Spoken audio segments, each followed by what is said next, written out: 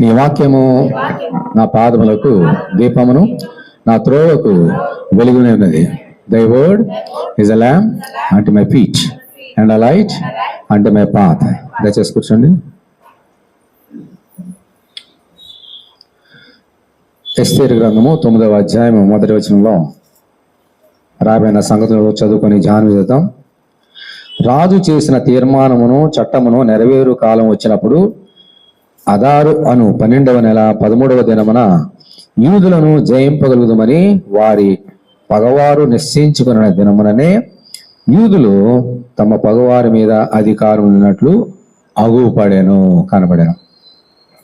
ఇది ఎస్తేరు గ్రంథంలో రాయబడినటువంటి సంగతులన్నీ కూడా పూరీము పండగ సంబంధించినటువంటి విశేషాలన్నీ కూడా అక్కడ చక్కగా రాయబడినవి. ఏమిటి పూరీము పండగ అంటే ఏమిటి? ఎందుకు ఆ పండగ చేసుకుంటున్నారు? మనకి క్రైస్తవులైన మనకి ఆ పూరీము పండుగ ఉన్న సంబంధం ఏమిటి? ఇవన్నీ కూడా మనం అందరూ జ్ఞాపకం చేసుకోవాలి, ధ్యానం చేయాలి. ముందుగా ఈ చిన్నప్పటి నుంచి మనం చదువుకున్న చిన్నపిల్లలు, సండే స్కూల్ పిల్లల నుంచి కూడా మనం ఈ యొక్క స్టోరీ మనం చదువుకుంటున్నాం. అంచేత ఒకసారి నేను రిపీట్ చేసి ఏం జరిగింది చదివి చెప్తాను. తర్వాత మనం ఈలోగా యేసుక్రీస్తు ద్వారా ఇవన్నీ మనలో ఎలా నెరవేరుతున్నాయి, క్రైస్తవులైన మనకున్న బాధ్యత ఏమిటి, ఇవన్నీ నేర్చుకుందాం. పారసీక సామ్రాజ్యము ఉంది. ఫస్ట్ ఐగుప్తు సామ్రాజ్యము, తర్వాత అష్షూరు సామ్రాజ్యము, బబులోను సామ్రాజ్యము, తర్వాత పారసీక మాదియ సామ్రాజ్యం. ఈ పారసీక సామ్రాజ్యంలో జరిగినటువంటి సంగతులు, పారసీక చక్రవర్తులందరూ కూడా పరిపాలించారు. ఎక్కడి నుంచి పరిపాలించారంటే మన ఇండియా హిందూ దేశం మొదలుకొని 127 సంస్థానాలు 127 ప్రావిన్సెస్లో అధికారం కలిగినటువంటి చాలా మహా పెద్ద చక్రవర్తి. అతని పేరు అహష్వేరోషు. పారసీక చక్రవర్తి పేరు అహష్వేరోషు. 127 ప్రావిన్సెస్లో అతను రాజ్య పరిపాలన చేశాడు. మన ఇండియా మొదలుకొని అనేక భాషలు మాట్లాడుతున్న వారు అనేక మంది ఉన్నారు అక్కడ. దానికి ముందు సామ్రాజ్యం ఎవరిది? బబులోను సామ్రాజ్యం. ఆ బబులోను సామ్రాజ్యం వచ్చినప్పుడు నెబుకద్నెజరు చక్రవర్తి ఇజ్రాయెల్ దేశానికి వచ్చి వారు చేసిన తప్పులను బట్టి వారిని చాలా మందిని చెరగా అక్కడ తీసుకెళ్ళిపోయాడు బబులోను సామ్రాజ్యంలో. ఆ బబులోను సామ్రాజ్యం ఉన్నారు. బబులోను తర్వాత మళ్ళీ పారసీక సామ్రాజ్యం కాబట్టి యూదులందరూ అక్కడే ఉన్నారు చాలా మంది. అప్పుడు జరిగినటువంటి సంగతులు. ఈ అహష్వేరోషు మహా ఘనమైనటువంటి చక్రవర్తి, అన్యుడు, విగ్రహారాధికుడు. ఎంత ధనవంతుడు అంటే, ఎంత గొప్ప చక్రవర్తి, ప్రపంచంలో అటువంటి వారు ఎవరు లేరు. అతనుకున్న ఘనతని, అతనున్న శక్తిని ప్రజలందరికీ, ఈ 127 సంస్థానంలో ఉన్నటువంటి వారందరికీ ప్రదర్శించడానికి అందరిని పిలిపించి 180 దినాలు తన యొక్క శక్తిని బయలుపరిచాడు. 180 దినాలు అంటే ఎన్ని నెలలమ్మా? 6 నెలలు. చూడండి, అతని యొక్క ఉన్నటువంటి ఘనత, అతనున్నటువంటి దేవుడు ఇచ్చినటువంటి ఇవన్నీ కూడా ప్రజలకు చూపించడానికి, కనబరుచుకోవడానికి ఎన్ని రోజులు పట్టిందంట? 180 రోజులు పట్టింది. చూడండి, ఆలోచన చేయండి. అందరిని పిలిపించాడు, అందరికీ తన ఘనతని చాటి చెప్పాడు. ఆఖరణ 7 దినాలు అంటే 180 దినాలు అయిపోయిన తర్వాత ఆఖరణ 7 దినాలు ఇంకా స్పెషల్ అంటే ముగింపు, క్లైమాక్స్ కాబట్టి ఇంకా అందరినీ, ప్రముఖుల్ని అందరూ కూడా, మంచి అధికారులు వాళ్ళందరినీ పిలిపించి వారందరికి కూడా స్పెషల్ విందు ఏర్పాటు చేసినాడు. ఈ స్పెషల్ విందు ఏర్పాటు చేసినప్పుడు ఆఖరి 7వ దినం ఏం జరిగిందంటే, అతనికి భార్య రాణి, పట్టపు రాణి, ఆయన పేరు వష్తి. ఇవి చాలా అందగత్తే. అంచేత రాజుగారు అహష్వేరోషు ఏమన్నాడంటే, ఈ యొక్క 7వ దినమందు నేను ఒక కార్యం చేయబోతున్నా. నా భార్య చాలా అందగత్తే. నా భార్యకు అందాన్ని ఈ 180 దినాలు ఎలాగైతే నా యొక్క ఘనతని చూపించినానో, నా భార్యకు అందాన్ని కూడా ఈ 127 సంస్థానాల ప్రధానులకి చూపించాలనే ఉద్దేశంతో వష్తిని పిలవండి అని చెప్పేసి కబురు పంపించాడు. అమ్మా అలర్ చేయొద్దు పిల్లలు. పంపించినప్పుడు వష్తి అన్నది, అమ్మ రాజుగారు పిలుస్తున్నారు. ఎందుకోసం? మరి నిన్ను వచ్చిన వారందరికి పరిచయం చేస్తాడంట అని చెప్తే ఆమె అన్నది, నేను రాను అన్నది. నా అందాన్ని అందరూ చూడడం ఏంటి, నేను రాను అన్నదంట. ఈ మాట వచ్చి సైనికులు చెప్పగానే రాజుగారికి ఏమొచ్చిందమ్మా? మహా భయంకర కోపం. రాజుగారి మాట ఎవరైనా వినకపోతే ఏమొస్తుంది? వాళ్ళు బ్రతకరు. అంత భయంకరమైనటువంటి కోపం వచ్చింది ఆయనకి. సరే అని చెప్పేసి ఇంకా సరే జరిగింది, వచ్చే వాళ్ళందరూ ఉన్నారు. ఈ విందంతా అయిపోయింది. అయిపోయిన తర్వాత అవమానం కదా, రాజుగారి మాట రాణి వెళ్ళలేదంటే ఎంత అవమానం. పైగా అందరూ వచ్చారు, అధికారులు అందరూ కూడా. ఇటు రాజుగారికి పిలిస్తే రాలేదంటే అని అనుకుంటారు కదా. అప్పుడు పిలిచాడు. పిలిచి ఏం చేయాలి? ప్రధానమంత్రుల్ని అధికారిని పిలిపించి నా మాట నా భార్య వినలేదు కాబట్టి ఏం చేయాలి అని చెప్పినప్పుడు అక్కడ ఉన్నటువంటి ప్రధానమంత్రులు ఏమన్నారంటే ఆమె చేసింది చాలా పెద్ద తప్పు. రాజుగారి మాట ఆమె వినలేదంటే ఈ మాట 10 మందికి తెలిస్తే ఎవరింకేమో మా మాట వినరు. ఇది చాలా తప్పు. అంచేత వెంటనే ఆమెని పట్టణపు రాణిగా ఉండకుండా తీసివేయండి, ఆమెకి అర్హత లేదు అని చెప్పినప్పుడు ఆ రోజు మొదలుకొని ఆమె పట్టపు రాణి అర్హతని పోగొట్టుకుంది. మామూలు అందరి వల్లే సామాన్య స్త్రీగా అయిపోయింది. అయిపోయిన తర్వాత మళ్ళీ వారు అన్నారు, సరే మరి దేశానికి రాణి కావాలి, రాజుగారు ఉన్నారు, రాణి లేకపోతే ఎలాగో రాణిగారు కావాలి. రాణిగారు కావాలి కాబట్టి మరి 127 సంస్థానంలో ఉన్న వారందరిని పిలిపిద్దాం. అందగత్తులు చాలా మంది పిల్లలు ఉంటారు. వారందరిని పిలిపించిన తర్వాత వారికి చేయవలసినటువంటి మరి సౌందర్య సంబంధించినటువంటి ఆ యొక్క పరిమళ ద్రవ్యములన్నీ కూడా పూసిన తర్వాత రాజుగారికి ఏ యొక్క అమ్మాయి నచ్చితే ఆ అమ్మాయిని వివాహం చేసుకుంటారు. ఆమె పట్టపు రాణి, వష్టి బదులుగా అని చెప్పగానే ఇది అందరికి నచ్చింది. సరే అన్నారు.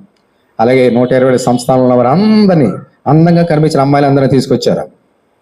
అక్కడ యూదుల్లో నుంచి వెళ్ళినటువంటి మొర్దకై అనేటువంటి ఒక యూదుడు ఉన్నాడు. బెన్యామీను గోత్రంలో సంబంధించినటువంటి మొర్దకై. ఇతనికి పిల్లలు లేరు.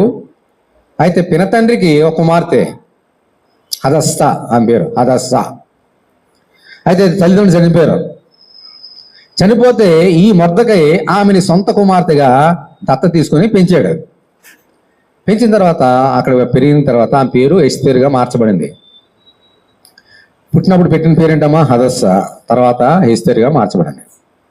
అయితే ఈ ఎస్తేరు కూడా చాలా అందగత్తి.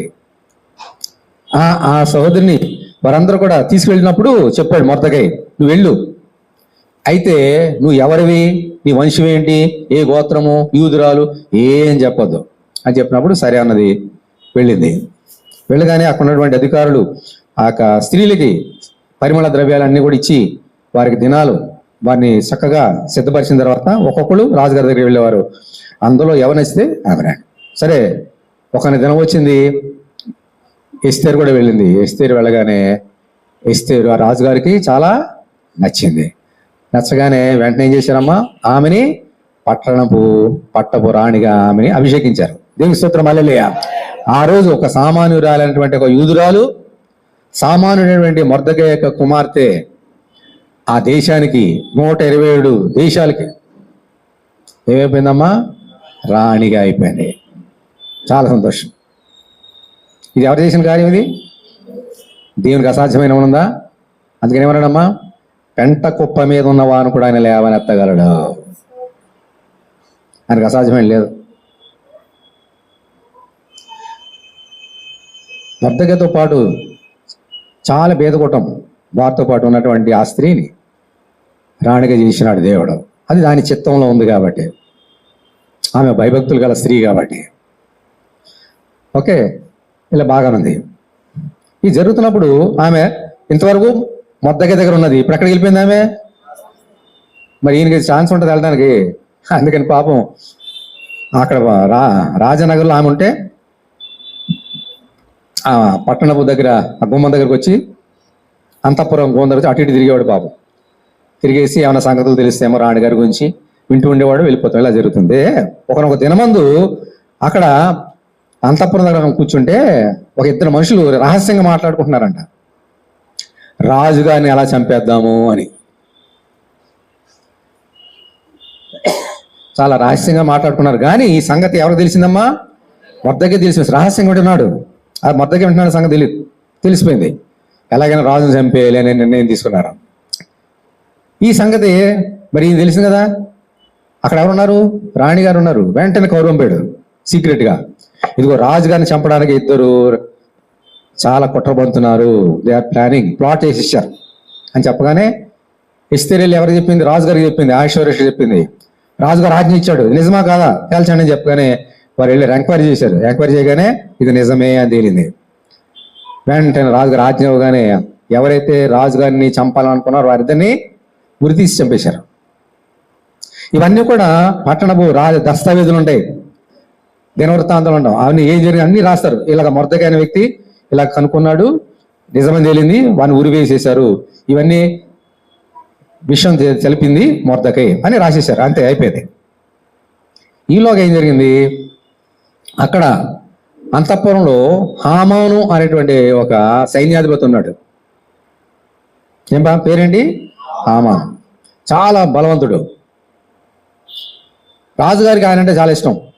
అందుకని ఏం చేశాడంటే అతని సంస్థానంలో అంతఃపురంలో వారందరికంటే, సైన్యాధిపతులందరికంటే పెద్ద పోస్టు ఆయనకి ఇచ్చి అతని ఎంతగా హెచ్చించాడంటే, హామాను బయటకు వచ్చాడంటే అంతఃపురం నుంచి, అందరూ ఏం చేయాలంట?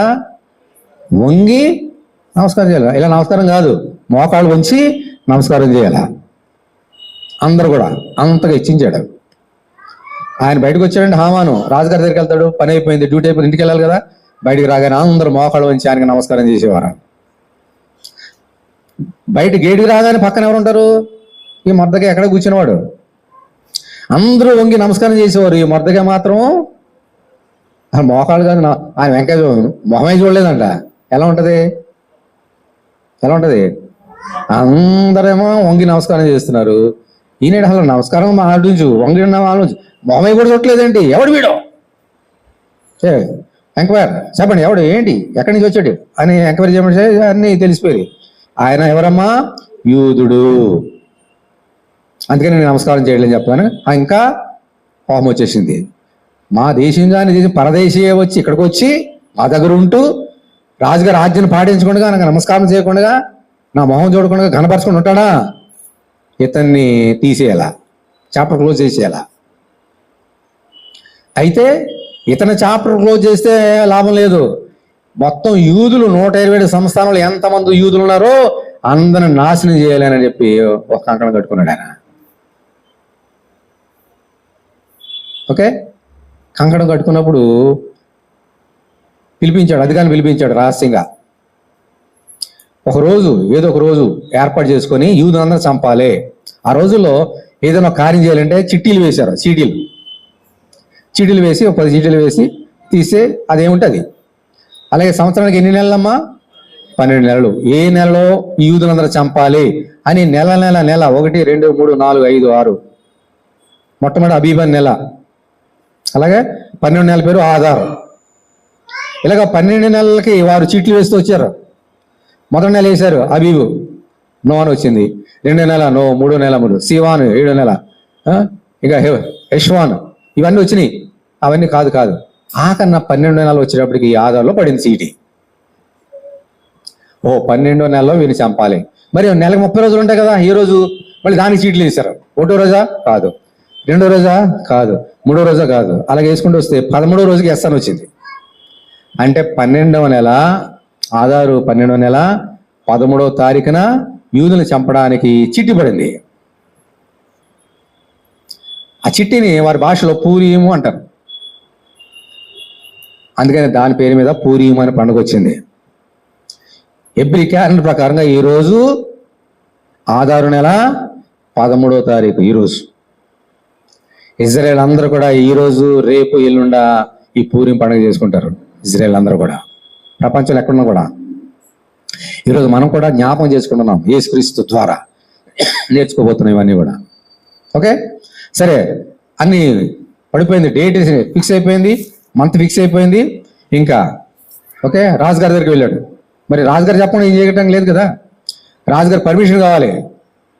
రాజుగారు, మన దేశంలో, మన యొక్క సంస్థానంలో నీ మాట వినని ఒక గుంపు ఉంది, తెగ ఉంది, వంశం ఉంది. వారు ఎవరిని లక్ష్య పెట్టలేదు, నిన్ను మాటను కూడా లక్ష్య పెట్టలేదు. వారు ఉండడం మనం మంచిది కాదు, సర్వనాశనం చేయాల. సరే నీ ఇష్టమయ్యా, అధికారం నీకు ఎందుకన్నా ఇచ్చే, ఏమైనా చేయన్నాడు రాజు.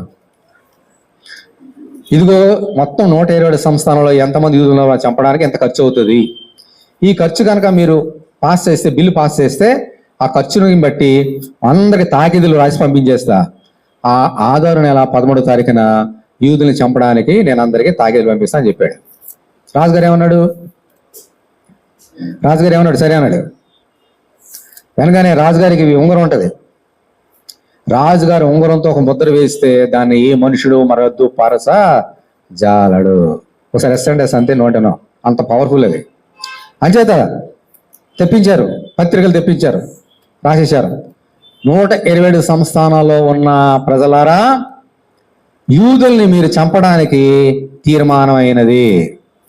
ఆ రోజు మీకు యూదులను కూడా కనబడితే చంపేయండి, ఎంతమందిని చంపితే మీ ఇష్టం అని తాకిదు రాయించి అశ్వగాండ్రి చేత, అంటే ఆ రోజుల్లో గుర్రాల మీద వెళ్ళేవారు. ఈరోజు పోస్టులు ఇవన్నీ ఉన్నాయి, ఇప్పుడు ఈమెయిల్ ఇవన్నీ వచ్చినాయి, అవి ఉన్నాయి. గుర్రాల మీద వెళ్ళేవారు. 127 సంస్థల గుర్రాల మీద తాకిదులు పంపించేశాడు. ఎవరమ్మా? హామాను. గబగబా వెళ్ళారు. అందరికి మొత్తం అంతా కూడా వెళ్ళిపోగానే ఆ తెలియగానే యూదులకు ఎలా ఉంటుందమ్మా? ఇప్పుడు భారతదేశంలో క్రైస్తవులను చంపేస్తామని పాస్ చేశారు అనుకోండి, ఎలా ఉంటుంది మనకి? లేదా వేరే వాళ్ళని చంపేద్దాన్ని, వేరే మతం వాళ్ళని చంపేద్దాం, అలా పాస్ చేసి ఎలా ఉంటుంది? అందరు ఎక్కడ చూసినా వేదన రోదన, కష్టం. ఈ సంగతి ఎవరు తెలిసింది? మొదటగా తెలిసింది. తెలిసినప్పుడు ఏం చేశాడు చూడండి.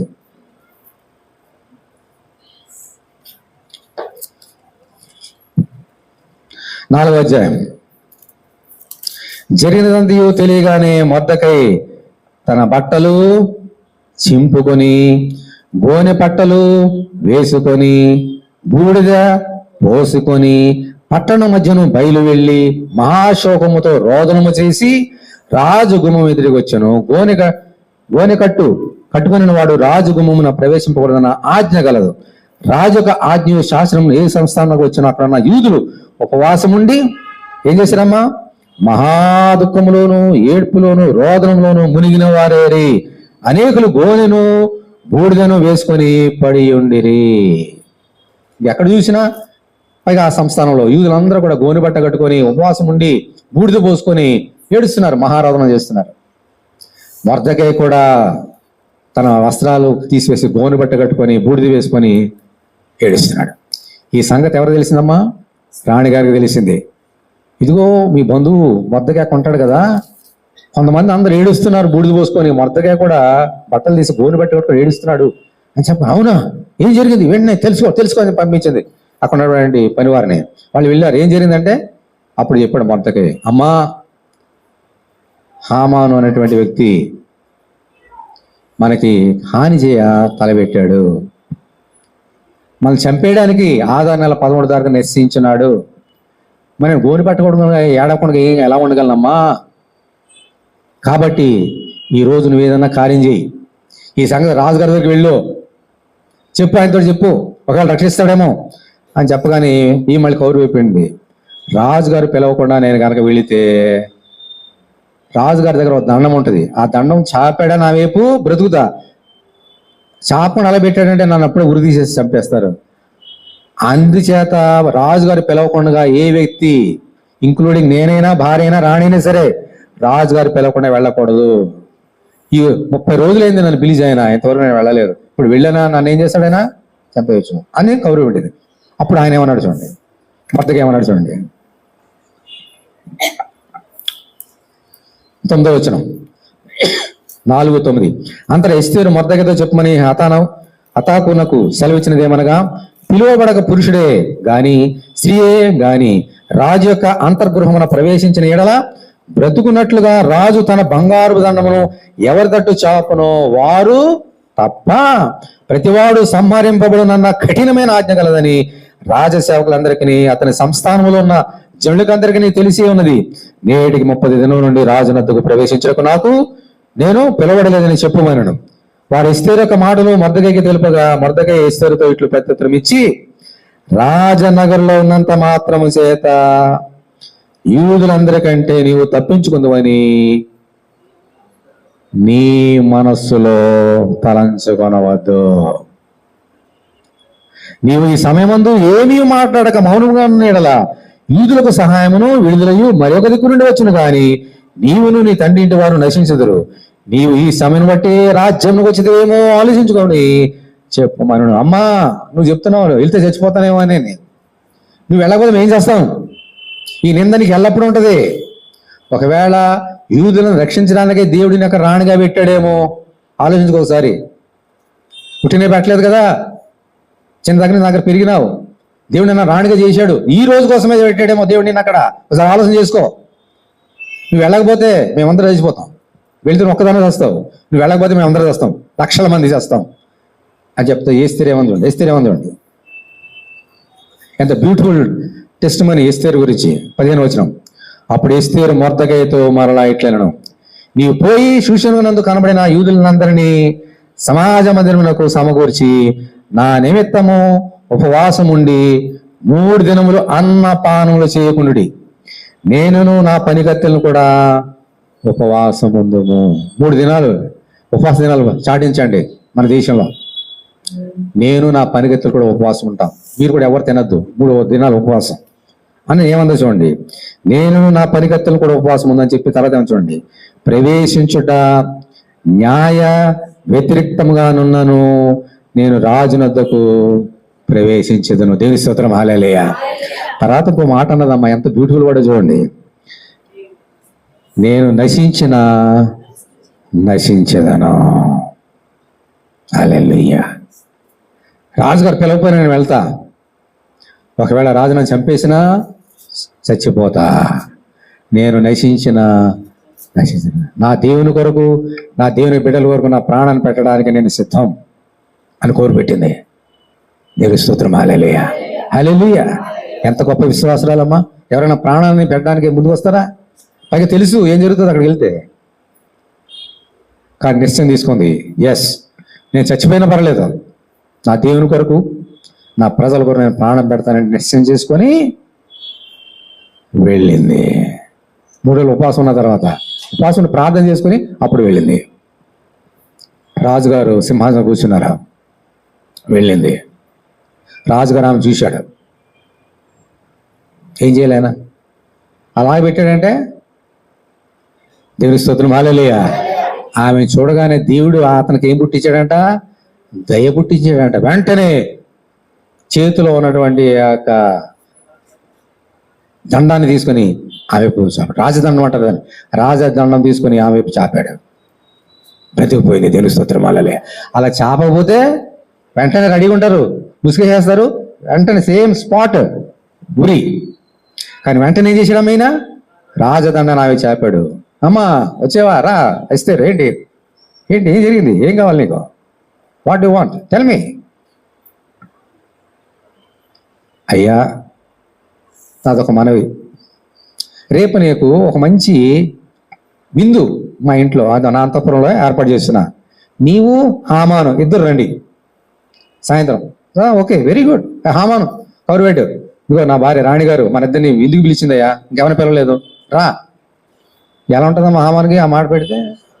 ఎవరిని పిల్లలు ఈయనే పిలిచింది, రాణిగారు. పైగా ఎలా ఉంటుంది? గాల్లో తేలిపోతున్నాడు. ఇంకా నేనేనంతే నువ్వేనంతే, అంతేనా? సరే బాగానుంది. బాగాన్న తర్వాత సాయంకాలం విందుకు వచ్చారు. మంచి రుచికరమైనటువంటి భోజనాలు సిద్ధపరిచాడు. మరి రాణిగారు భోజనాలని మాటలా, ఇక్కడ పాశ్రమ కూడా మీకు మనకి వండి తీసుకొచ్చింది. అలాగే ఇంకా రాణిగారు చేస్తే ఎలాగ ఉంటుంది? పాశ్రమ గారు ఎలా చేస్తే మనం రాణిగారు ఎలా ఏం చేస్తారు? 1, 2, 3 ఎన్ని రకాల వంటలు అన్ని వండి చేసేసింది. రాజుగారు వచ్చారు, హామాన్ వచ్చాడు. మంచిగా రుచికర భోజనం చేసి, చెప్పు ఇస్తారు, what you want, I will grant even half of my Kingdom I will give you. మా రాజ్యంలో సగం ఇచ్చేస్తాను చెప్పు. రాజుగారు ఇంకొక మనవి, రేపు రండి, నా మనసులో అంతా మీకు చెప్తా. మళ్ళీ రేపు కూడా ఎవరు రావాలి? మీరు హామాన్ రావాలి, ఎవరిని పిలవట్లేదండి. ఓకే, వెరీ గుడ్, రేపు వస్తాను చెప్పేసి. ఇంకా మళ్ళీ ఇంకా హామాన్కి మళ్ళీ ఇంకొక రోజు అంటేనే ఎగిరిపోయాడు గాల్లో. 2వ రోజు కూడా ఎవరిని పిల్లలు ఆయన పిలిచి ఇంకెలా ఉన్నాడు? ఆకాశానికి వెళ్ళిపోయాడు. బయటకు వచ్చాడు. బయటికి రాగానే అందరూ నమస్కారం నమస్కారం నమస్కారం. పక్కన ఎవరున్నారు? మొర్దెకై. మొహం కూడా చూడలే. ఎలా ఉంటుంది? కోపం ఇంటికి వెళ్ళిపోయాడు. జరహు భార్య పేరు. ఇంకా స్నేహితులు పిలిచాడు, ఇదిగో నాకు ఎంత గొప్ప ఘనత ఇచ్చారు తెలుసా, రాజ సంస్థానంలో రాణిగారు విందు చేసి ఎవరిని పిలవలేదు, రాజుగారిని ఒక్కడనే, తర్వాత నేను విందు చేసింది, మళ్ళీ రేపు కూడా రమ్మంటుంది. ఎంత సంతోషం.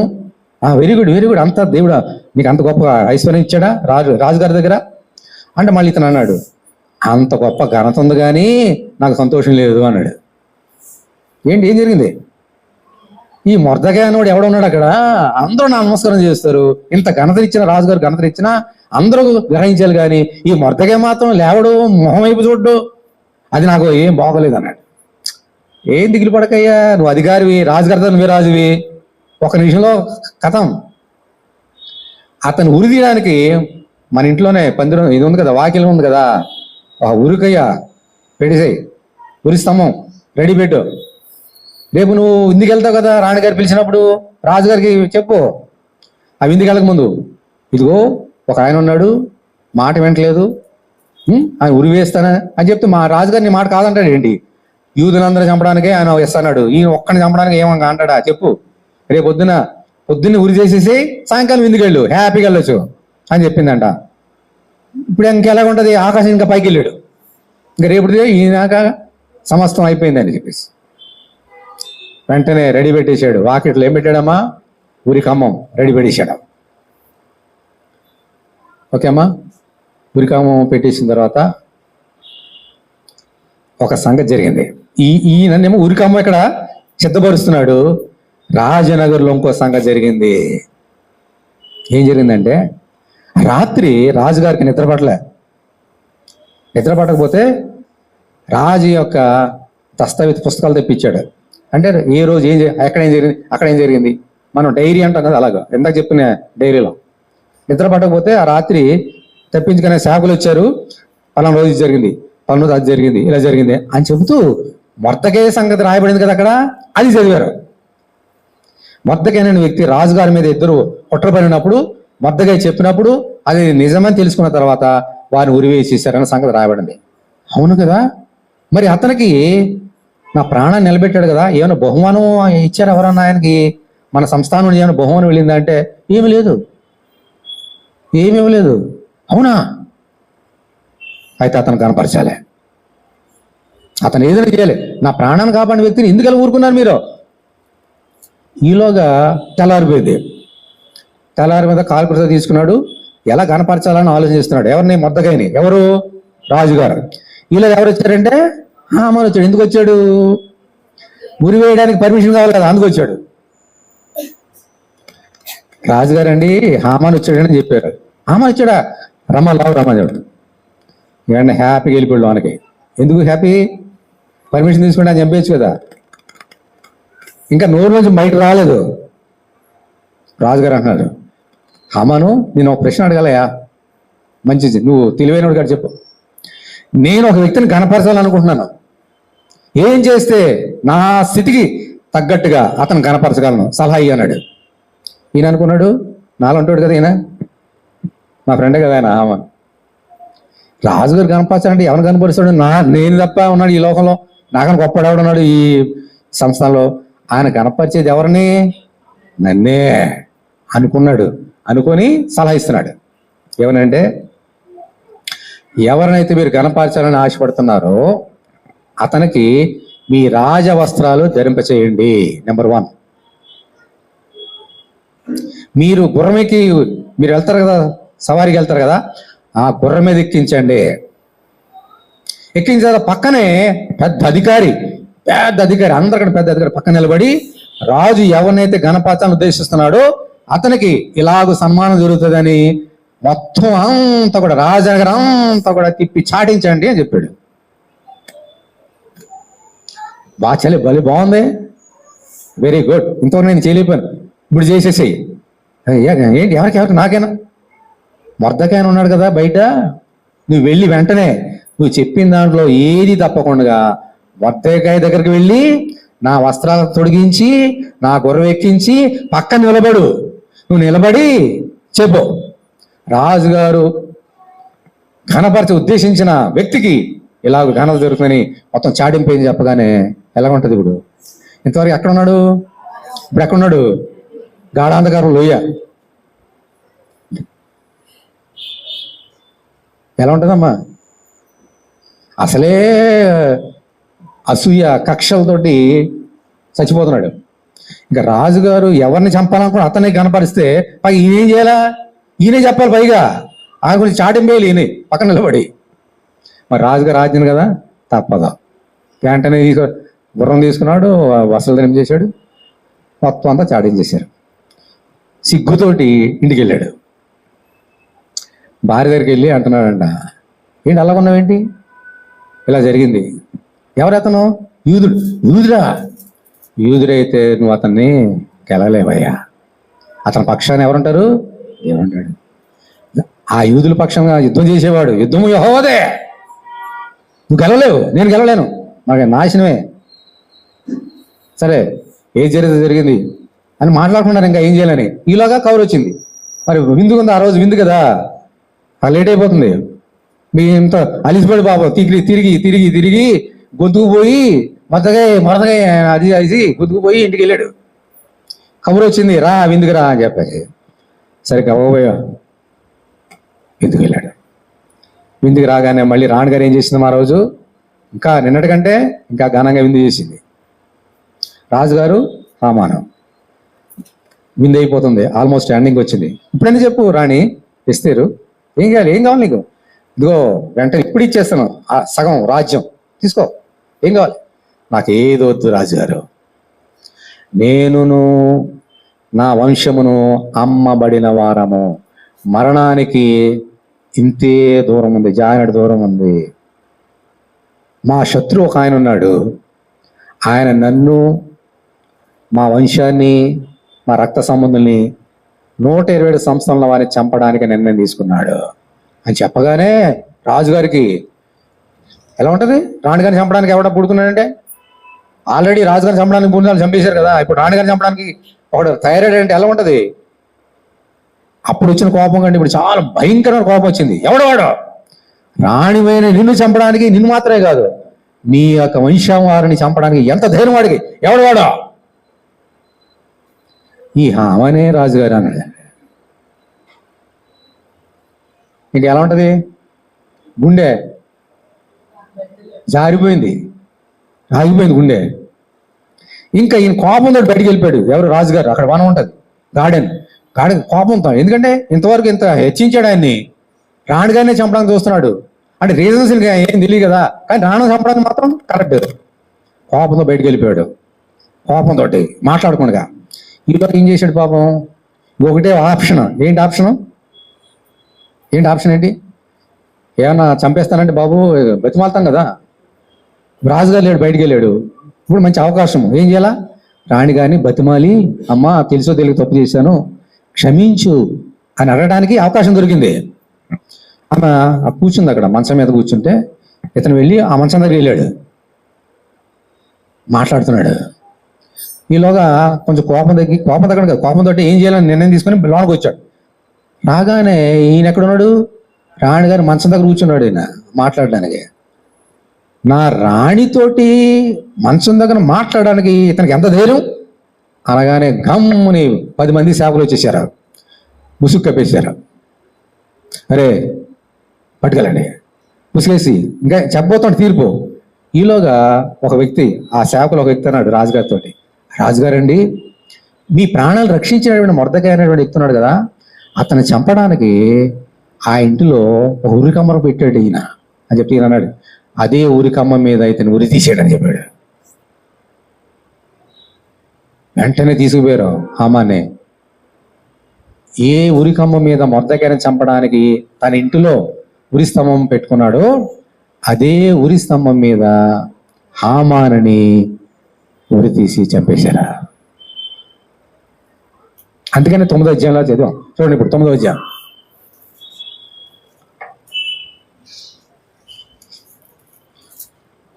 రాజు చేసిన తీర్మానం చట్టమును నెరవేరు కాలం వచ్చినప్పుడు ఆదారు 1213వ దినమున యూదులను జయింపగలదమని వారు పగవారు నిశ్చయించుకున్న దినముననే యూదులు తమ పగవారి మీద అధికారం ఉన్నట్లు అగుపడను. ఎలా జరిగింది చూద్దాం. ఇప్పుడు ఎవరు? హామాను చచ్చిపోయాడు. ఓకే, హామానికి 7 కుమారులు, వాళ్ళని కూడా చంపేశారు దాంతో పాటు.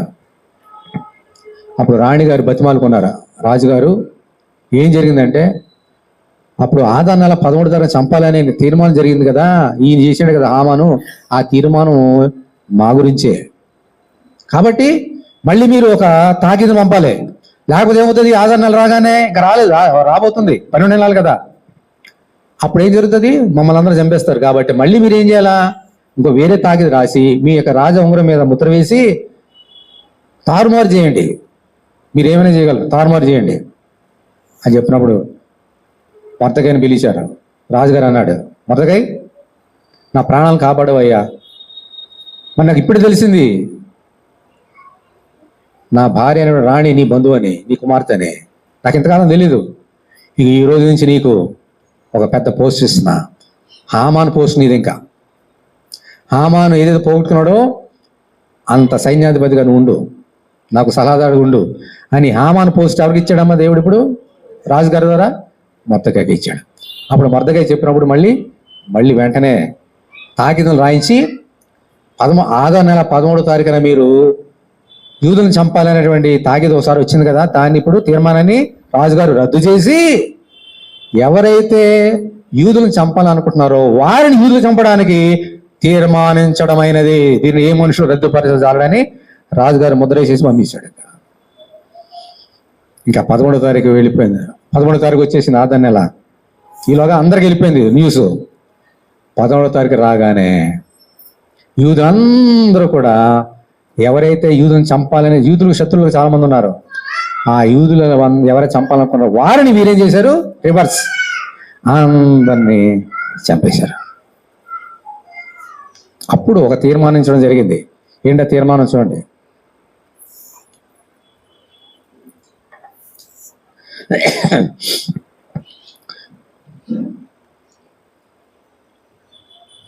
పదమూడవ వచనం 9:13 ఎస్తేరు రాజమైన తమకు సమ్మతమైన ఎడల ఈ దినము జరుగును చొప్పున శూషణందున యూదులు రేపును చేయనట్లు హామాను యొక్క 10 మంది కుమారులు 7 అన్నారు 10 మంది కుమారులు ఉరికొయ్య మీద ఉరి తీయబడినట్లుగా సెలవేయబడినట్లు అలాగే చేయవచ్చునని రాజు సెలవిచ్చాను. శూషణలో ఆజ్ఞ ప్రకటింపబడెను. హామాను యొక్క 10 మంది కుమారులు ఉరి తీయింపబడిరి. శూషణందున యూదులు ఆధార మాసమున 14 దిన మందు చూడండి కూడుకొని శూషణందు 300 మందిని చంపివేసిరి. అయితే వారు కొలసము పట్టుకోలేదు. రాజు సంస్థానముల యందుండు తక్కిన యూదులు కూడుకొని తమ ప్రాణము రక్షించుకున్నట్టుకై పూనుకొని ఆధార మాసము 13వ దినమందు తమ విధులతో 75,000 మందిని చంపివేసి తమ పగవారి వలన బాధ లేకుండా నెమ్మది పొందిరి. 17వ వచనం 14వ దినమందు వారు నెమ్మది పొంది విందు చేసుకొనొచ్చు సంతోషంగా ఉండిరి. ఎప్పుడు ఇదే రోజు 14వ రోజు 13వ తారీఖున అందరూ చంపేసి 14వ తారీఖున సంతోషం చేసి విందు చేసుకున్నారు. శోషణందు యూదులు ఆ మాసమందు 13వ దినమందు 14వ దినమందు కూడుకొని 15వ దినమందు నెమ్మది పొంది విందు చేసుకొనొచ్చు. ఎలా ఉన్నారమ్మా? సంతోషముగా నుండిరి. కాబట్టి ప్రాకారమైన ఎవరోను కాపురమైన గ్రామవాసులైన యూదులు ఆధార మాసం 14వ దినమందు సంతోషంగా నుండి అది విందు చేయదగిన శుభదినం అనుకుని ఒకరికొకరు బహుమానం పంపించుకొనొచ్చు వచ్చిరి. ఓకే, ఇప్పుడు చూడండి 20వ వచనం 9:20 వద్దకి ఈ సంగతుల గురించి రాజైన ఆశ్చర్యశక సంస్థలన్నిటికీ సమీపనేమి దూరమునేమి నివసించిన యూదులకందరినీ పత్రికలను పంపి యూదులు తమ పగవారి చేత బాధపడక నెమ్మది పొందిన దినములనియు వారి దుఃఖము పోయి ఏమొచ్చిందమ్మా సంతోషం వచ్చిన నెలనియు వారు మూలుగుట మానిన శుభదినమనియు ప్రతి సంవత్సరము ఆధారణ లెక్క 14వ దినమును 15వ దినమును వారు ఆచరించుకొనుచు విందు చేసుకొనుచు సంతోషంగా నుండి ఒకరికొకరు బహుమానమును దరిద్రులకు కానుకలను పంపదగిన దినములనియు వారికి స్థిరపరిచెను. తర్వాత చూడండి 27వ వచనం యూదులు ఈ 2 దినముల గురించి వ్రాబడిన ప్రకారంగా ప్రతి సంవత్సరము వాటి నియామక కాలం బట్టి వాటిని ఆచరించదమనియు ఈ దినములు తరతరముగా ప్రతి కుటుంబంలోనూ ప్రతి సంస్థానంలోనూ ప్రతి పట్టణంలోనూ జ్ఞాపకముగా చేయబడినట్లుగా ఆచరించదమనియు పూరీము అను ఈ దినములను యూదులు ఆచరింపకయు తమ సంతతి వారు వాటిని జ్ఞాపకం ఉంచుకొనకయు మానకున్నట్లు నిర్ణయించుకొని ఆ సంగతిని మరిచిపోకున్నట్లు తమ మీదను తమ సంతతి వారి మీదను తమతో కలుసుకున్న వారి మీదను ఇది ఒక బాధ్యతగా ఉండనని ఒప్పుకొనిరి. అప్పుడు పూరీమును గురించి వ్రాబడిన ఈ 2వ ఆజ్ఞను దృఢపరచుటకు అబీహయలు కుమార్తెను రాణినైన ఎస్తేరును యూదుడైన మొర్దెకైను ఖండితముగా వ్రాయించిరి. దేవుని స్తోత్రం, హల్లెలూయా. అప్పుడు ఒక నిర్ణయం తీసుకున్నారు. దేవుడు చేసిన అద్భుత కార్యాన్ని బట్టి ప్రతి సంవత్సరము ఆదారు నెల 11వ తారీఖున మనం చచ్చిపోవలసింది, కానీ దినాన్ని మార్చేశాడు కాబట్టి ప్రతి సంవత్సరము ఆదారు నెల 14వ తారీఖున 15వ తారీఖున మన పండగ చేసుకొని సంతోషించి విందులు చేసుకుందాం, బహుమానాలు పంపుకుందాం. ఎందుకని?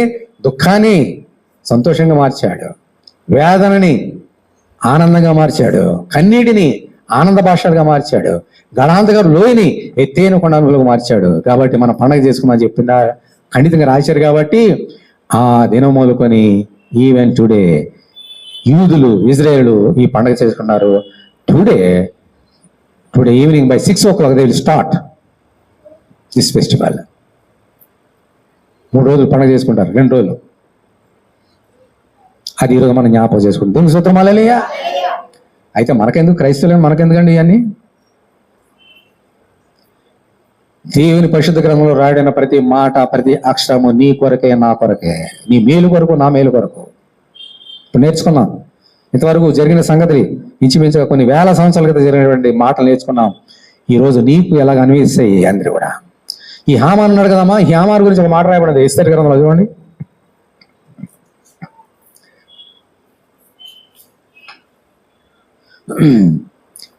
ఎస్తేరు గ్రంథము 3వ అధ్యాయం తీయండి.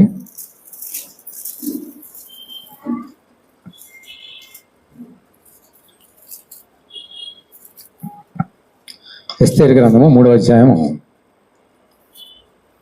11వ వచనంలో ఇందాక చెప్పాను కదమ్మా, ఇజ్రాయెల్ అందరూ చంపడానికి ఇంత డబ్బు ఇస్తానన్నారు కదా. ఆ సందర్భంలో ఏముంది అక్కడ బైబిల్లో ఏమన్నా ఆయన చదువుతాను లేఖనాల్లో 11వ వచనం 3:11. ఆ వెండి నీకు ఇవ్వబడి ఉన్నది, నీ దృష్టికి ఏది అనుకూలం అది ఆ జనులకు చేయనట్లుగా వారిని నీకు అప్పగింపబడినారని రాజు సెలవిచ్చాను. ఈ హామాను యూదులకు శత్రువు. అమ్మా, ఈ హామాను యూదులకు ఎవరంటమ్మా? శత్రువు. 8వ అధ్యాయము 1వ వచనం చూడండి. 8వ అధ్యాయము 1వ వచనం. ఆ దినమున రాజైన అహశ్వేరోషు యూదులకు శత్రువుడైన హామాను ఇంటిని రాణిని ఎస్తేరుకి ఇచ్చాను. మళ్ళీ ఇక్కడ రాబడింది, యూదులకు శత్రువు ఎవరమ్మా? హామాను. 9వ అధ్యాయము 5వ వచనం. 9వ అధ్యాయము 5వ వచనం. యూదులు తమ శత్రువులందరినీ కత్తివాత హతము చేసి వారిని నాశనం చేసి మనస్సు తీరా తమ విరోధులకు చేసిరి. ఇక్కడ మనం నేర్చుకున్న ఈ ఎస్తేరు జీవితం నుంచి నేర్చుకున్న గ్రంథంలో నేర్చుకున్న సంగతి ఏమిటమ్మా? యూదులు అంటే ఎవరు? దేవుని యొక్క సంతానం, పిల్లలు. పిల్లలకి తండ్రి ఎవరు? దేవుడు, మన యేసయ్య, మన యెహోవా దేవుడు, పరిశుద్ధాత్మ దేవుడు. శత్రువు ఎవరు? హామాను. అయితే తండ్రి అయినటువంటి దేవుడు తన బిడ్డల్ని ఎవరి నుంచి రక్షించాడు? శత్రువు చేతిలోని రక్షించి, ప్రాణాలని రక్షించి వారిని కాపాడాడు. దేవుని స్తోత్రం, హల్లెలూయా. ఇదే ఈరోజు పండుగలో ఉన్న ముఖ్య ఉద్దేశం. యూదులకు శత్రువు ఎవరమ్మా? హామాను. నీకు శత్రువు ఎవరు? నాకు శత్రువు ఎవరు? నేను మీకు శత్రువునా? మీరు నాకు శత్రువులా? మనకి ఎవరు శత్రువు చూద్దాం. 1 పేతురు 5వ అధ్యాయం తీయండి. 1 పేతురు 5వ అధ్యాయం. 1 పేతురు 5వ అధ్యాయము 8వ వచనం. 1 పేతురు 5:8. నిబ్రమైన బుద్ధి గలవారే మెలకుగా ఉండడి. తర్వాత ఏముందమ్మా? మీ విరోధి అంటే ఎవరు? శత్రువే కదా. మీ శత్రువైన అపవాది గర్జించు సింహం వలె ఎవరి మీద రాని వెదుగుచు తిరుగుచున్నాడు. యేసుక్రీస్తు నమ్ముకున్న మనందరూ ఒక శత్రువు ఉన్నాడు. ఎవరమ్మాయినా? సైతానుడు. ఈ సైతానుడు మనకే శత్రువు కాదు. ఎవరికి శత్రువు? యేసుక్రీస్తు కూడా శత్రువే. ఈ హామాన్ ఏం చేశాడు? అందరూ నాకు ముందు నమస్కారం చేయాలన్నాడు కదా, మరి మొద్దగా చేశాడా? చేయలేదు. అందుకని కంకణం. యేసుక్రీస్తు ఈ లోకానికి వచ్చి 40 దినాలు ఉపవాసం ఉన్నప్పుడు కూడా ఇదే జరిగింది. నా సోదరుడు, నా సోదరి. మత్తయి సువార్త 4వ అధ్యాయం తీయండి. మత్తయి సువార్త 4వ అధ్యాయం.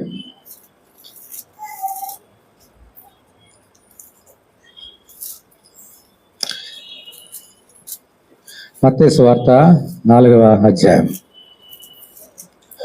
ఈయన ఉపవాసం ఉన్నాడు 40 దినాలు, అరణ్యంలో ఉన్నాడు. అప్పుడు సైతానుడు వచ్చాడు, శత్రువు.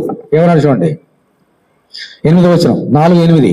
మత్తయి, మరలా అపవాది మీకు ఎత్తైన ఒక కొండ మీదికి ఆయన తోడుకొని పోయి ఈ లోక రాజ్యములన్నిటినీ వాటి మహిమను ఆయనకు చూపి నీవు సాగిలపడి నాకు నమస్కారం చేసినలా వీటినన్నిటినీ నీకు ఇచ్చేదని ఆయనతో చెప్పగా ఏమంటాడమ్మా, నువ్వు వంగి సాగిలపడి నాకు నమస్కారం చేయి, ఈ ప్రపంచంలో మహిమలన్నీ నీకు ఇచ్చేస్తా.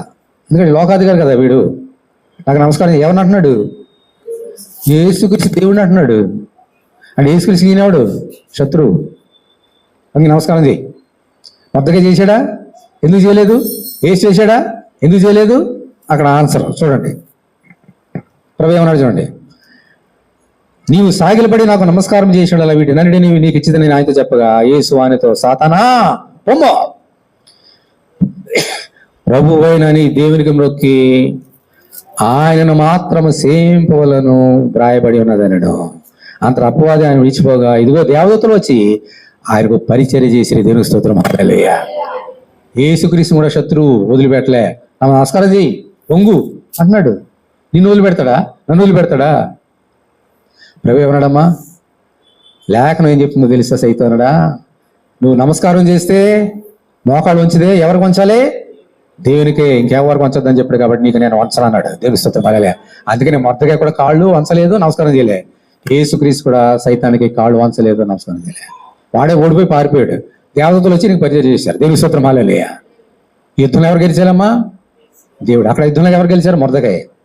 ఇప్పుడు నీకు కూడా ఒక యుద్ధం ఉన్నది. నీ శత్రువు ఎవరు? సైతానుడు. నీతో యుద్ధం చేస్తాడు. నీకు ఎన్ని శోధనలు తెస్తాడు, ఎన్ని కష్టాలు తెస్తాడు. డైరెక్ట్గా వచ్చి చేయడు కదా, మనుషుల ద్వారా తీసుకొస్తాడు నీకు శోధనలు, మనుషుల ద్వారా కష్టాలు తీసుకోదా. డైరెక్ట్గా ఆడ వస్తే మనం అసలు చూడగా ఉంటామా? రాలేడు. ఆత్మ కదా సైతానుడు, ఆత్మ, దురాత్మ. దేవుడేమో ఆత్మ, పరిశుద్ధాత్మ. వీడేమో దురాత్మ. ఆత్మ మనం చూడలేం. అంచేత వాడు ఆత్మ రూపంగా రాడు, మనుషుల రూపంగానో సిచ్యువేషన్స్ గానో నిన్ను శోధిస్తాడు. నువ్వు ఎవరికి నమస్కారం చేయాలా? ఎవరి మీద ఆనుకోవాలి? దేవుని వాక్యం. దేవునికి మాత్రం ఎక్కడుంది అది? దేవుని వాక్యం కదా. సైతాను నిన్ను శోధించినప్పుడు నువ్వు ఎవరి మీద ఆధారపడాలి? మనుషుల మీద కాదు, దేవుని వాక్యం మీద, దేవుని యొక్క పరిశుద్ధమైన గ్రంథం మీద, దేవుని యొక్క లేఖనాల మీద నువ్వు ఆధారపడాలి. దేవుడు చెప్పిన మాట మీద ఆధారపడితే జయం ఎవరిదమ్మా? మనదే, మనదే. అంచేత ప్రతిదినం ఇలాగ శోధన వస్తాయి. ఆఖరి ఏం జరిగింది చూడండి. యేసుక్రీస్తు లోకంలో ఎందుకు వచ్చాడు? సైతం ఓడిపోయాడు. అంత మాత్రమే కాదు. చూడండి, 1 యోహాను 3వ అధ్యాయం తీయండి.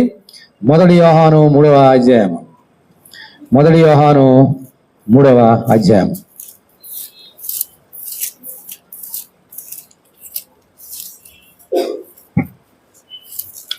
8వ వచనం. 1 యోహాను 3:8.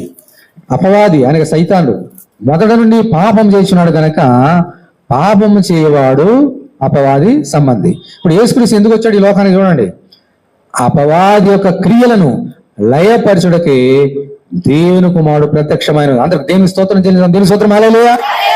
యేసుక్రీస్తు ఎందుకు పుట్టాడు ఈ లోకంలో? ఎందుకు ఆ శ్రమలు పొందినాడు? ఈ శ్రమల దినాలు ఎందుకు పాటిస్తున్నాం? ఎందుకు రక్తాన్ని గార్చాడు? ఎందుకు నల్లగొట్టుకున్నాడు అంటే మన శత్రువైన సైతానుని నీకు జయనివ్వడానికి, వాడిని ఓడించి నీకు జయనివ్వడానికి యేసు పుట్టాడు. అందుకనే శిలువ మీద చనిపోయి మరణాన్ని జయించి పాపాన్ని జయించి అదే అధికారాన్ని నీకు ఈరోజు ఇచ్చినాడు. దేవుని స్తోత్రం. హల్లెలూయా. ఆ మొత్తకైకి ఎలా జయమిచ్చాడో దేవుడు, యేసు క్రీస్తు ద్వారా నీకు కూడా ఏముందాం ఈరోజు? జయము. ఎటువంటి శత్రువు నిన్ను జయించలేడు. ఈ శోధనలు కష్టాలు కొన్ని రోజులే, తాత్కాలికమే, పర్మనెంట్ కాదు. దేవుని మీద ఆధారపడు. అంతిమ విజయము మనదే. ఎందుకని మన పక్షాన్ని యుద్ధం చేసేవాడు ఎవరు? యెహోవా. మనుషులు మాకు అక్కర్లేదు. ఆయన యుద్ధశూరుడు. ఆయన పక్షాన్ని యుద్ధం చేస్తాడు. నీకు విరోధంగా నిరూపింపబడిన ఆయుధం వద్దలో దేవుని స్తోత్రం. హల్లెలూయా.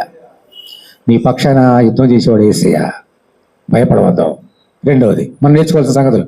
మొదటిది మనం నేర్చుకోవాల్సిన సంగతి ఏంటంటే ఈ పూర్యం పండుగలో నుంచి మనకు శత్రువు ఉన్నాడు, వాడిని మనం జయించలేము, యేసయ్య జయిస్తాడు. ఓకే అమ్మా. తర్వాత ఏం చేద్దాం మరి జయించడానికి? ఇప్పుడు ప్రభు లయపరిచాడు, మనం కొన్ని కార్యాలు చేయాలి. ఏం చేయాలి చూద్దాం, అది చెప్పి ముగించుకుంటాం. మన సొంత శక్తి చేత జయించలేము. ఏం చేద్దాం? మొట్టమొదటిది కీర్తనల గ్రంథము 3వ అధ్యాయం తీయండి.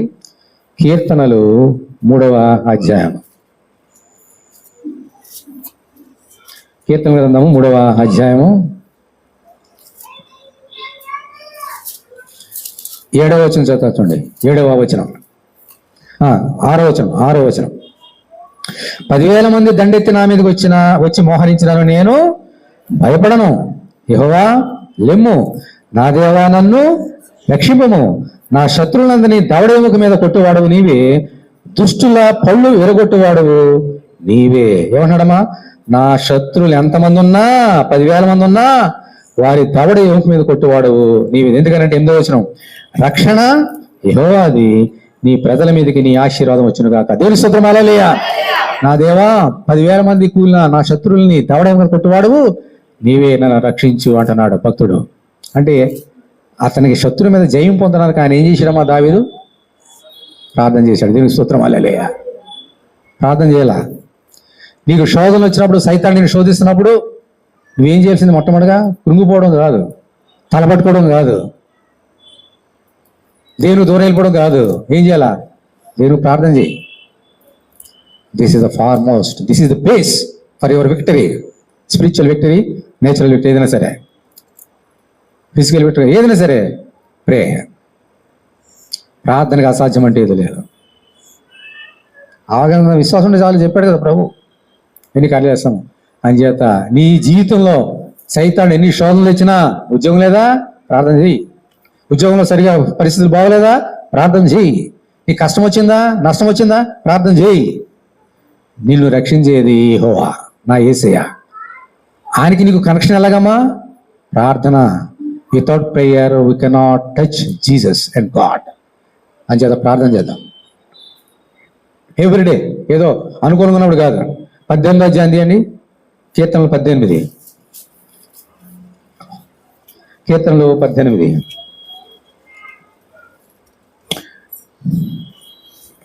3వ వచనం, కీర్తనీయుడైన యెహోవా. అమ్మా ఏమన్నాడమ్మా? యెహోవాకు నేను మొర్రబెట్టగా ఆయన శత్రువుల చేతిలోని నన్ను రక్షించును. Future tense. మళ్ళీ చెప్తున్నాను చూడండి. 3వ వచనం, కీర్తనీయుడైన యెహోవాకు నేను మొరబెట్టగా. కీర్తనీయుడైన యెహోవాకు నేను మొరబెట్టగా అంటే ఏం చేశాడు? ఇందాక చెప్పినట్టుగా అమ్మా, ఇందాక ఏం చేశాం? 3వ అధ్యాయం చదువుకున్నట్టుగా ప్రార్థన చేశాడు. మొరబెట్టడం ఏంటి? ప్రార్థనే కదా. అప్పుడు ఎంత విశ్వాసంతో మాట్లాడుతున్నాడు చూడండి. ఇలా ప్రార్థన మొరబెట్టగా చేయగా ఆయన శత్రు చేతులు నన్ను రక్షించెను కాదు, రక్షించును. ఈ విశ్వాసంతో ప్రార్థన చేయాలా. అప్పుడు తర్వాత ఆయన కార్యం చేస్తాడు. అంటే చేసే ప్రార్థన ఏముండాలమ్మా? విశ్వాసం ఉండాలి. దేవుడు నా ప్రార్థన ఆలకిస్తారు, జయనిస్తారు, నన్ను రక్షిస్తారు, రక్షించును అనే విశ్వాసంతో ప్రార్థన చేయి. దేవుని పక్షాన్ని అర్థం చేస్తాడు. ఇది మొదటి సంగతి. ఏం చేయాలమ్మా? ప్రార్థన. గుర్తుపెట్టుకోండి, పూర్వీకుల నుంచి మనం నేర్చుకున్న సంగతి. రెండవది 25వ అధ్యాయం కీర్తనలు 25.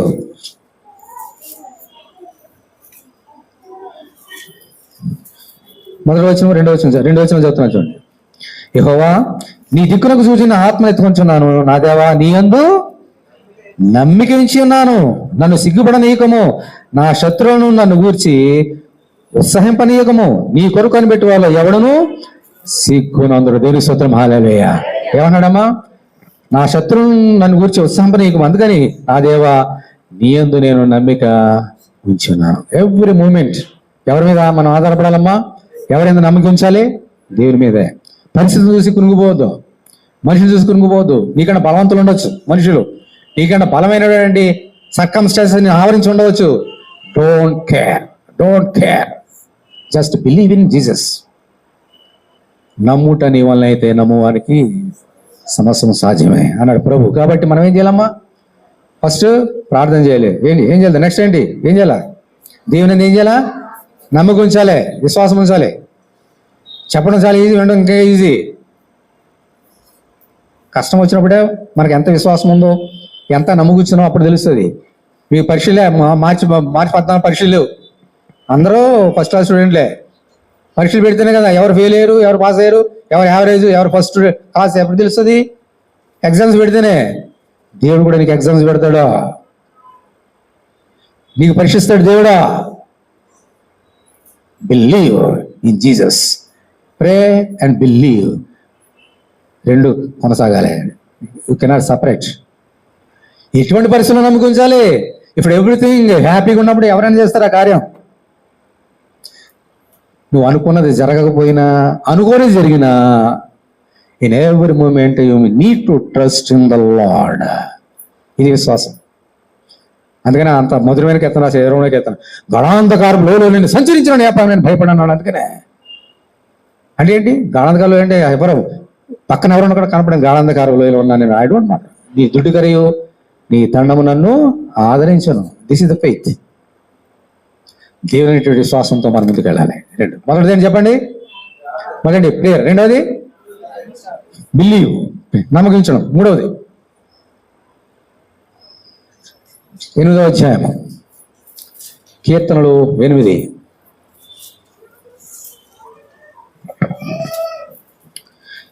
కీర్తనలు 8 చూడండి. మూడవది ఏం చేయాలి?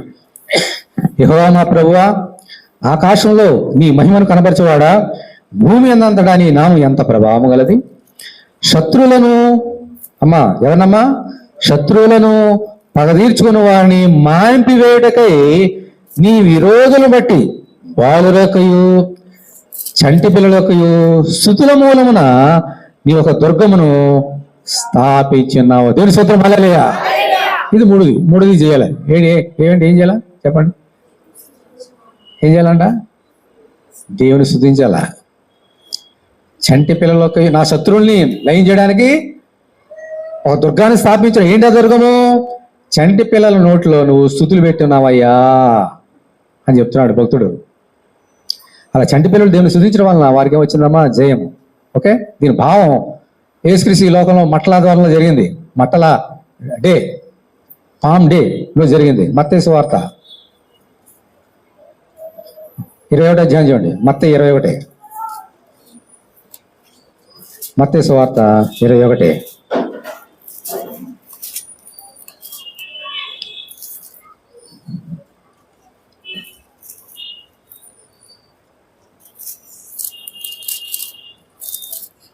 ఆలోచన చూడండి.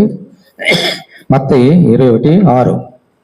శిష్యులు వెళ్ళి యేసు తమకు ఆజ్ఞాపించిన ప్రకారం చేసి ఆ గాడిదను దాని పిల్లలను తోడుకుని వచ్చి వాటి మీద తమ బట్టలు వేయగా ఆయన బట్టల మీద కూర్చుండెను.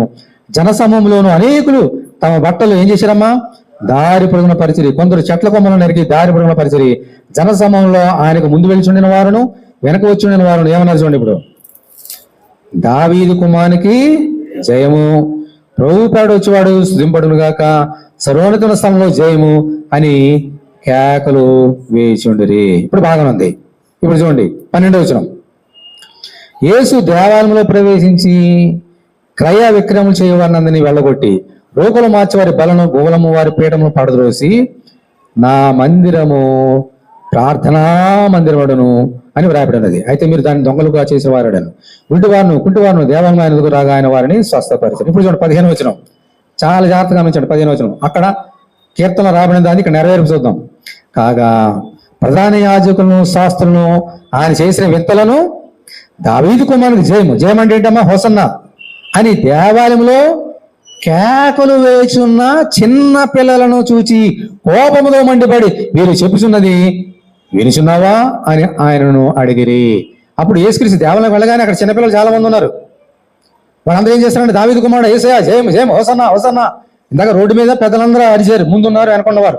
దేవాలయంలోకి వచ్చినప్పుడు పిల్లలు అరుస్తున్నారు దావీదు కుమారుడా జయం హోసన్నా హోసన్నా అని.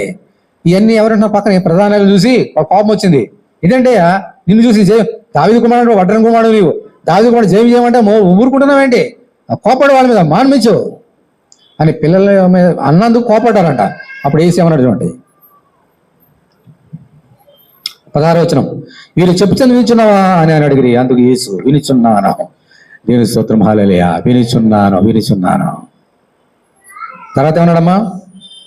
బాలులకయు చంటి పిల్లలకయు నోట స్తోత్రం సిద్ధింపజేసిదివి అనుమాట మీరు అనడం చదవలేదా అని వార్త చెప్పి వారిని విడిచి పట్టణం నుండి బయలుదేరి బేతనికి వెళ్ళి అక్కడ బస్ చేశాను. ఏంటంటే ఏం చదువుతున్నారా మీరు? దేని వాక్యాలు ఏం చదువుతున్నారు? చెప్పాడు కదా దావీదు, అక్కడ చెప్పాడు కదా 8వ అధ్యాయంలో చంటి పిల్లలకు స్తుతి మూలమున ఒక దుర్గాన్ని స్థాపించాడు అన్నాడు కదా. అది ఈ రోజు నెరవేర్పు. నేను రాగానే పిల్లలు నన్ను స్తుతిస్తున్నారు. ఆ చంటి పిల్లల నోట్లో ఆ స్తుతులు ఎవరు పెట్టారు? నా దేవుడు పెట్టాడు. అందుకని స్తుతిస్తున్నారని చెప్పాడు. దేవుని స్తోత్రం, హల్లెలూయా. మన చంటి పిల్లలు స్తుతించారంట. ఎవరమ్మా చంటి పిల్లలు? అందరూ చించారు. ఎందుకు మీరు అందరూ చంటి పిల్లలే? చంటి పిల్లలు స్తుతిస్తే ఉన్న పెద్దవాళ్ళ సంగతి ఏంటి? అందుకని చాలాసార్లు ప్రభు చెప్పాడు, చిన్నపిల్లల్ని చూసి నేర్చుకుంటాయా. అందుకే అన్నాడు ప్రభు, పెద్దవాళ్ళు చేయరు, ఒకసారి ఫెయిల్ అయిపోతాం. మన చిన్నపిల్లల్ని చూసి నేర్చుకోవాలా. మనం ఏం చేద్దాం? దేవుని స్తుతించాలి. అలా స్తుతించడం వల్ల మనం ఏం చేస్తున్నాం? ఒక దుర్గాన్ని స్థాపిస్తున్నాం. దుర్గం అంటే ఏమిటి? చుట్టూ ఒక కంచి లాంటిది అనమాట. సైతాను ముట్టలేడు. మనకి ప్రొటెక్షన్. దుర్గం, చుట్టూ దుర్గం. ఏంటి అది దుర్గము? స్తుతుల మూలంలో ఒక దుర్గం. సైతాను మనం ముట్టలేడు, తాకలేడు. నీ జీవితంలో దేవుణ్ణి ఎలా స్తుతిస్తున్నావు? నీవు గెలవడమా ఓడిపోవడం అనేది ఈ మూడింటి మీద ఆధారపడి ఉంటుంది. ప్రార్థన, విశ్వాసము, మూడవది స్తుతులు. సాధారణంగా స్తుతులు ఎప్పుడు పెడతాం? థ్యాంక్స్ గివింగ్ ప్రేయర్ అంటాం. ఎప్పుడు పెడతాం? మన ఇంట్లో ఏదైనా కార్యం జరిగితే. జరగకపోతే నో థ్యాంక్స్ గివింగ్ ప్రేయర్ పెడతాం. నో థ్యాంక్స్ గివింగ్ అంటే ఏంటి? నో థ్యాంక్స్ గివింగ్ అంటే ఏంటి? వాళ్ళు దేవుని మర్చిపోవడమే no thanksgiving. Thanksgiving ఎప్పుడు పెడతాము? ఏదైనా జరిగితేనే. జరగకపోతే ఆయన ఎవరు, మనం ఎవరు? ఇది కాదు. ఎవ్రీ డే, ఎవ్రీ మూమెంట్ ఏం చేయాలి? మనందరం కూడా దేవుని స్తుతించాలి.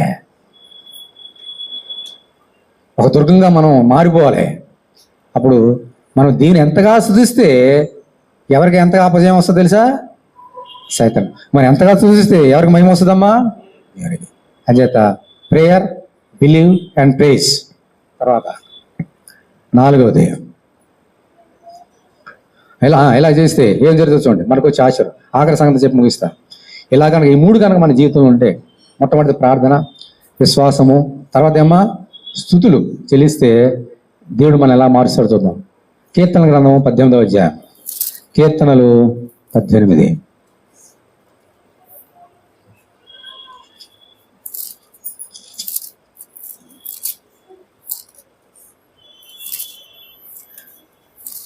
ముప్పై 39వ వచనం. అందరూ బైబిల్ తీయండి.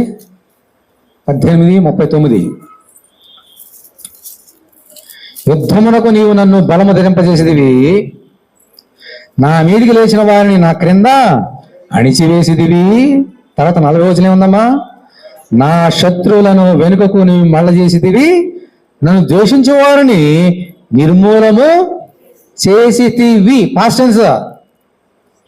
ఇందాకేమో రక్షించను ఫ్యూచర్ టెన్స్, ఇక్కడ పాస్ట్ టెన్స్. ఎప్పుడు? If you obey the word of God, if you pray, if you believe, if you praise the Lord, God will do the miracles. నా శత్రువును అనదొక్కి నాకు జయాన్ని ఇచ్చిదివి, రక్షించిదివి, జయాన్ని ఇచ్చిదివి, నా కాళ్ళ క్రింద చితక దొరికిచ్చిదివి. ఇవన్నీ కూడా పాస్ట్ టెన్స్, జరిగిపోయి. దేవుడిచ్చే గొప్ప ఆశీర్వాదం. మన జీవితంలో గొప్ప అద్భుత కార్యాలు చేసే దేవుడు మన దేవుడు. ఆ కన్నా చూడండి, 136వ కీర్తన 136:24. 136:24. మన శత్రువుల చేతిలో నుండి మనలను విడిపించెను, ఆయన కృప నిరంతరమును. మన శత్రువుల చేతిలో నుండి మనల్ని విడిపించాను. శత్రు చేతిలో మనం పడ్డామనుకోండి, ఏం చేస్తాడు? శత్రువు చంపేస్తాడు, ప్రాణం తీసుకుంటాడు.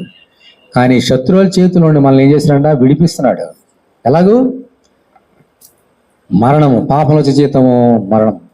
పాపం కూడా బలం ఏంటి? మరణపు ముళ్ళు. ఏంటమ్మా? ధర్మశాస్త్రం, దర్శనం, ఇవన్నీ ఏంటి? కారణం ఎవరు? సైతానుడు. మనల్ని ప్రేరేపించి దేవునికి అయిష్టమైన కార్యం మన చేత చేయించి దేవుని దూరంగా చేసేసే కార్యం ఎవరు చేస్తారమ్మా? సైతానుడు. అయితే సైతానుడిని నువ్వు గెలలేవు. నీ సొంత శక్తి చేత, జ్ఞానం చేత గెలవలేవు.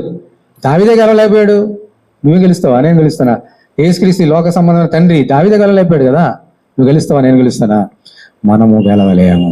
అంచేతే ప్రార్థన, విశ్వాసము, స్తుతులు ఇవన్నీ వారు చేశారు. ఎస్తేరు చేసింది, మొర్దెకై చేశాడు, యూదులందరూ చేశారు. కాబట్టి ఆ దుఃఖంగాని దేవుడు ఎలా మార్చేసాడమ్మా? ఆనందం. వేదన, ఆ దేశంలో వేదన వచ్చింది, సంతోషం. నీవేనా సంతోషగానము, రక్షణ శృంగము మహా. ఎందుకని? వారు దేని మీద ఆధారపడి ఉన్నారు. నా సోదరుడు, నా సోదరి, ఈరోజు మనం కూడా దేని మీద ఆధారపడదాం. కష్టాలు, నష్టాలు, శ్రమలు రాక తప్పవు, వస్తాయి. వచ్చినప్పుడు మనం ఏం చేయాలని నేర్చుకున్నాం. అందులో లేచినవాడిని ఇంకో బల్ల చేయబోతున్నాం. మనందరం కూడా పరీక్ష చేసుకుందాం. అందరూ కళ్ళు మూసుకోండి. ప్రవేశ చూద్దాం. అందరూ కళ్ళు మూసుకోండి. అందరూ కూడా, పిల్లలు అందరూ పరీక్ష చేసుకుందాం. మనకు శత్రువు ఉన్నాడు, సైతానుడు. అనేక శోధనలు తెస్తాడు. నీవు జయించలేవు, నేను జయించలేను. ఆ మొర్దెకై కానీ, ఎస్తేరు కానీ ఎలాగో దేని మీద ఆధారపడినారో, యూదులందరూ కూడా దేని మీద ఆధారపడదాం, ప్రార్థన చేసుకుందాం, విశ్వాసం ఉంచుదాం. ఎల్లప్పుడూ దేవుని స్తుతించుకుందాం. ఎవరిలో ఏ విషయం తప్పుతున్నామో పరీక్ష చేసుకుందాం. ఈ పూర్వం పండుగలో మరి యేసుక్రీస్తు నీతో మాట్లాడి ఉన్నాడు. అక్కడ మొర్దెకై ద్వారా వారికి, ఎస్తేరు ద్వారా వారికి ప్రాణం నుండి విముక్తి. ఈరోజు ప్రపంచంలో ఉన్న వారందరికీ యేసుక్రీస్తు వలన రక్షణ, ప్రాణాల నుండి, మరణం నుండి విముక్తి. అందరు బట్టి మనందరూ దేవుని స్తుతించుకుంటూ, తప్పులు ఒప్పుకుంటూ పనిలో చేవేద్దాం. ఎవరికొరు ఒక నిమిషం ప్రార్థన చేసుకోండి.